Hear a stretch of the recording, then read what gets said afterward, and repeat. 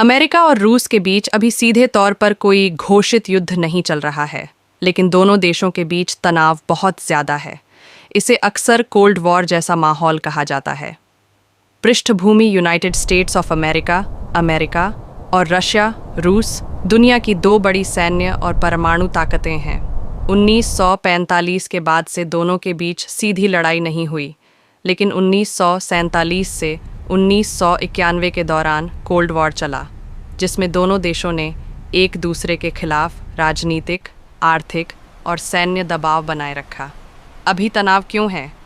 एक यूक्रेन युद्ध 2022 में रूस ने यूक्रेन पर हमला किया।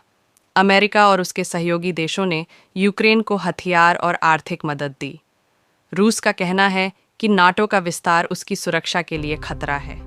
दो नाटो मुद्दा। NATO, North Atlantic Treaty Organization, एक सैन्य गठबंधन है जिसमें अमेरिका और यूरोप के कई देश शामिल हैं। रूस नहीं चाहता कि यूक्रेन नाटो में शामिल हो। 3 परमाणु खतरा। दोनों देशों के पास दुनिया के सबसे ज़्यादा परमाणु हथियार हैं, इसलिए सीधा युद्ध होने पर पूरी दुनिया पर असर पड़ सकता है। क्या सीधा युद्ध हो सकता है?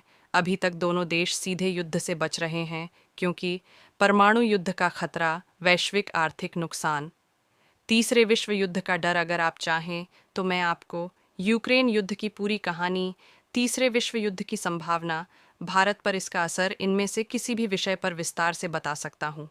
भारत पर इसका असर, अमेरिका रूस तनाव और ख़ासकर यूक्रेन युद्ध का भारत पर कई तरह से असर पड़ा है, आर्थिक, रणनीतिक और राजनीतिक। एक, तेल और पेट्रोल की कीमतें। युद्ध के बाद रूस पर पश्चिमी देशों ने प्रतिबंध लगाए।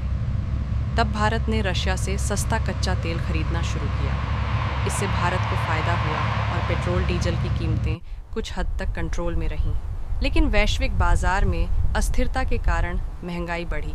2, विदेश नीति, बैलेंस पॉलिसी। इंडिया ने मिलकर किसी एक देश का साथ नहीं दिया। भारत ने संयुक्त राष्ट्र में कई बार वोटिंग से